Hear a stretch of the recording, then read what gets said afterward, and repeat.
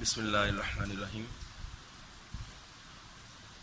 Testing of hypothesis about the difference between two population means के बारे में हमारा काम जारी है। इस लेक्चर में भी हम इसी टॉपिक पर कुछ मज़ीद क्वेश्चंस देखेंगे।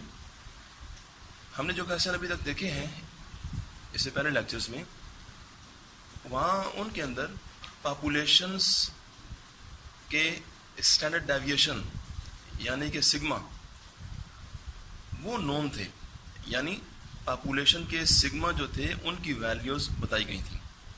लेकिन अब जो क्वेश्चन आएंगे उनमें पॉपुलेशंस के सिग्मा अननोन होंगे।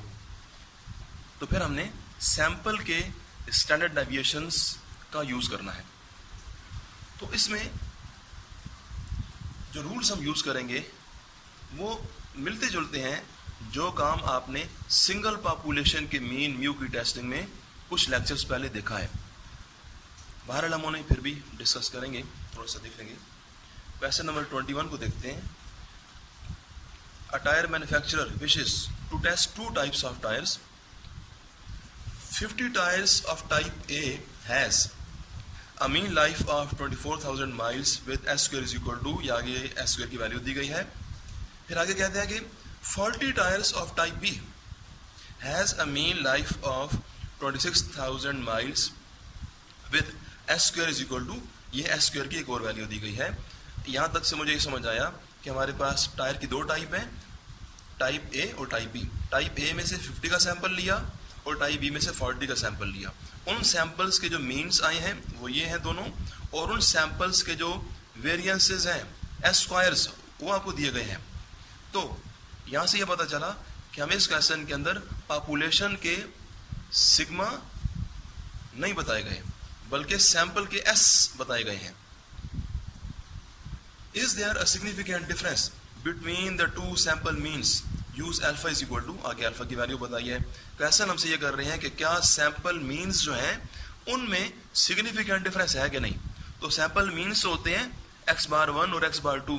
तो क्वेश्चन बाज़ाहिर ये लग रहा है कि एक्स बार 1 में और एक्स बार 2 में डिफरेंस चेक किया जाए, यानी उसकी टेस्टिंग की जाए। लेकिन ये बात हमें देखना है कि सैंपल मीन्स जो होते हैं अगर उनके दरमियान में डिफरेंस की टेस्टिंग हमें कही जाए तो हमने टेस्टिंग बहरहाल पॉपुलेशंस के मीन्स की ही करनी है। ठीक है जी, सैंपल के मीन की टेस्टिंग नहीं होती है। हमने पॉपुलेशन, दो पॉपुलेशन होंगी तो म्यू 1 और म्यू 2 के दरमियान हाइपोथेसिस बनाना है, न कि एक्स बार 1 और एक्स बार 2 के दरमियान बनाया जाए। ऐसा नहीं होगा। ठीक है, टेस्टिंग हमेशा पॉपुलेशन के मीन की होती है, म्यू की, सैंपल के मीन एक्स बार की नहीं होती है। तो बेशक ये आपको सैंपल के मीन की टेस्टिंग लग रही है, लेकिन आप टेस्ट पॉपुलेशन की म्यू को ही करेंगे। ठीक है, ये बातें हम यहाँ लिखते हैं। हाँ जी, टाइप ए से मैं इसको पॉपुलेशन 1 बोलूँगा और टाइप बी के लिए पॉपुलेशन 2। टाइप ए से जो सैंपल आ रहा है उसकी इन्फॉर्मेशन ये आ गई, और टाइप बी से जो सैंपल आया था उसकी इन्फॉर्मेशन ये आ गई। ये नोटेशन हम बहुत दफ़ा आप देख चुके हैं, तो मैंने इसकी बात नहीं की। अल्फा ये बताया गया है टू टेस्ट।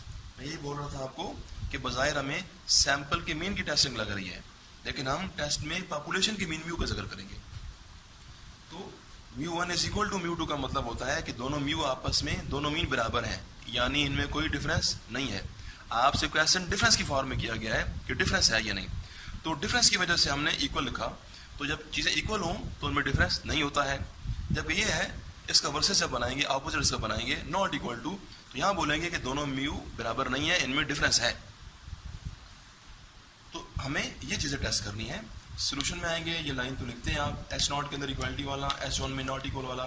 फिर हम म्यू 2 को इक्वल के इधर लाएंगे दूसरी साइड पे, तो ये रिलेशन बनेगा। इसी तरह से यहाँ से भी आप म्यू 2 को इक्वल की इस तरफ, नॉट इक्वल की तरफ लाएंगे, तो ये रिलेशन बनेगा। स्टेप नंबर 2 एलएस ये लिखेंगे, लेवल ऑफ सिग्निफिकेंस लिखेंगे थी अल्फा। स्टेप नंबर 3 पे बात करेंगे टेस्ट स्टैटिस्टिक। ये क्या होगा, ये मैंने लिखा है बाहर, ये बात लिख भी दिया है कि जेड टेस्ट यूज होना है इस काम में। इसकी वजह मैंने लिखी भी है, मैं बोल देता हूँ। सैंपल साइजेस क्योंकि 30 से लार्ज हैं दोनों ही, तो जब सैंपल साइजेस 30 या 30 से ग्रेटर हों, जो कि यहाँ पर हैं, उस सूरत में हमें चाहे सैंपल के एस दिए जाए या पॉपुलेशन का सिग्मा दिया जाए, हमने जेड टेस्ट ही यूज करना है। ठीक है, जेड टेस्ट यूज करना है।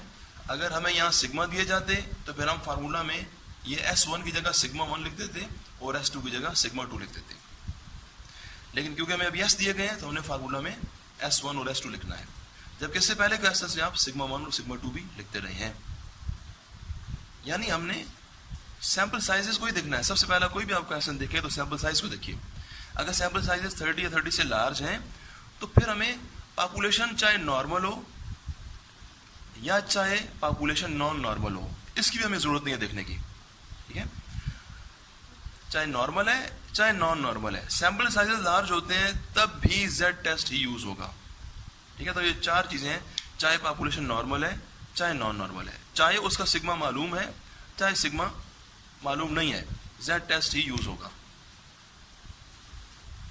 ये फार्मूला है, इसके अंदर आप अपना ये डेटा पुट कीजिए, जो वैल्यूज दी हैं पुट करें सारी, आपके पास जेड कैलकुलेट का जेड की वैल्यू आ जाएगी, जेड कैलकुलेटेड।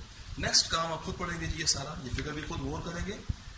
ये क्रिटिकल रीजन है, H1 को देखकर बनता है, H1 में 2 डेल्टा टेस्ट है, ये 2 डेल्टा टेस्ट के लिए क्रिटिकल रीजन सेम काम हम पहले कर चुके हैं। अगर किसी को इसमें कंफ्यूजन हो तो वो पहले वाला हमारा कुछ लेक्चर देख लीजिए, उसमें ये काम हुआ है। इससे जो नेक्स्ट क्वेश्चन है वो आप खुद करेंगे, बिल्कुल ऐसा ही है जी, और उससे अगला क्वेश्चन भी आपने खुद करना है। ओके जी, अल्लाह हाफिज।